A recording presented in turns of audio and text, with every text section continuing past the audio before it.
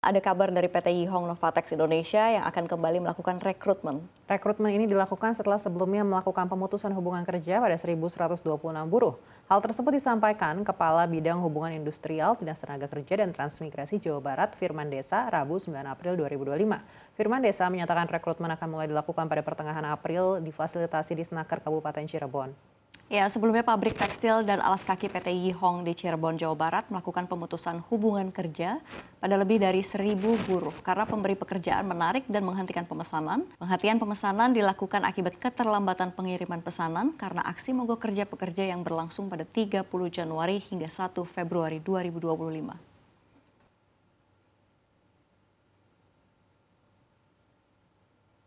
Rekrutmen yang mungkin ini kalau kita lihat bisa jadi angin segar ya bagi buruh pabrik yang sudah jadi korban PHK. Iya benar sekali Anneke, jadi buruh PT Yihong Novatek Indonesia yang juga kena PHK, informasinya ini telah mendapatkan hak-haknya sebenarnya. Iya, ini juga sudah dikonfirmasi oleh Kadis Naker Trans Jawa Barat, Firman Desa.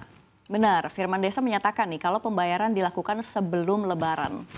Perusahaan juga memberikan waktu bagi pekerja yang keberatan atas kompensasi untuk menyampaikan keberatan sampai waktu yang ditentukan. Dan informasi terkininya, kalau kata Firman Desa tidak ada pekerja yang mengajukan keberatan. Jadi bisa menerima ya, sudah bisa menerima semuanya. Benar, sebelumnya dalam mediasi pada 12 Maret 2025, perusahaan dalam hal ini PT Yihong Novatek Indonesia berharap ya bisa mendapatkan kembali kepercayaan pemberi pekerja dan berkomitmen merekrut kembali yang kena PHK setelah persoalan PHK ini selesai sebenarnya. Iya, kita harapkan rekrutmen yang akan mulai berjalan di bulan depan ini bisa lancar dan yang terkena PHK bisa segera bekerja agar bisa punya pemasukan kembali dan memutar roda perekonomian di sana ya. Betul, pokoknya kita harapkan yang terbaik ya anak ya untuk para buruh. Betul sekali. Dan kita beralih ke informasi berikutnya. Gubernur DKI Jakarta Pramono Anung resmi memecat Direktur Teknologi Informasi PT Bank DKI Amirul Wicaksono.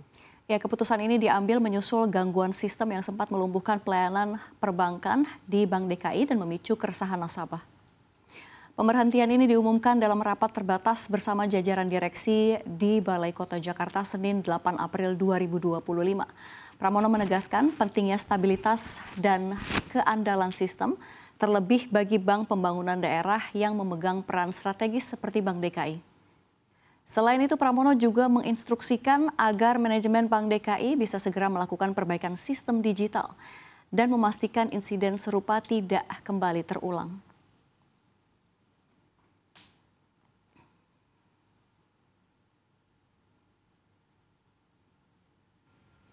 Ya, jadi Anneke nggak cuma pasar yang panas, suasana di Balai Kota juga ikut bergejolak nih. Bayangin aja Anneke, nasabah nggak bisa bertransaksi sejak malam takbiran 30 Maret 2025. Betul, wajar saja ya Direktur IT Bank DKI Amirul Wicaksono akhirnya terpaksa harus diberhentikan karena nasabah pasti sangat terganggu dengan gangguan sistem apalagi di momen-momen krusial seperti Lebaran. Benar, langsung dipecat loh sama Pak Gup. Ini jadi sinyal ya bahwa layanan publik apalagi sistem keuangan nggak bisa main-main. Layanan keuangan masyarakat harus bisa dilayani dengan maksimal.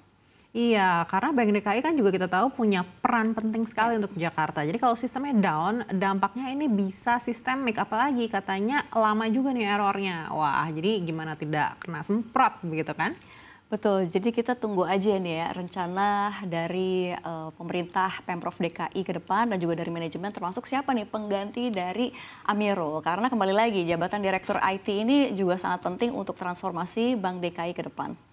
Baik, dan informasi berikutnya Safira masih dari dalam negeri juga.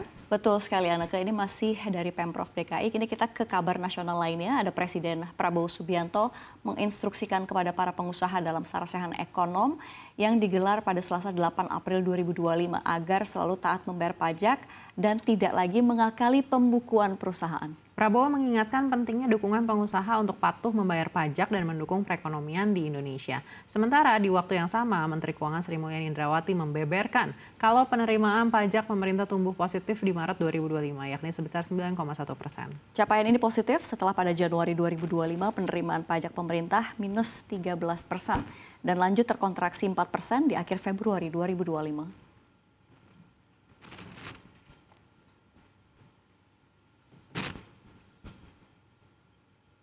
Nah ini menarik ya Anneke, Presiden Prabowo mulai bersih-bersih dari atas langsung kasih peringatan keras ke para pengusaha soal pajak.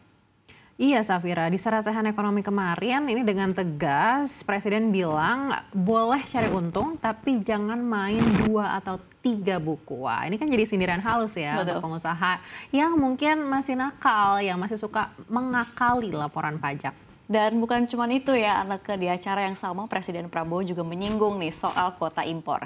Katanya nggak boleh lagi sistem tunjuk-tunjukkan. Jadi kalau ada yang mau impor, ya silahkan saja. Asal jelas, terbuka dan tentunya demi kebutuhan rakyat. Iya, Presiden juga bilang tekanan tarif dari Amerika ini mungkin bisa jadi wake up call untuk Indonesia agar lebih ramping dan efisien. Tidak boleh manja lagi katanya. Wah, artinya selama ini manja dong Manja ya.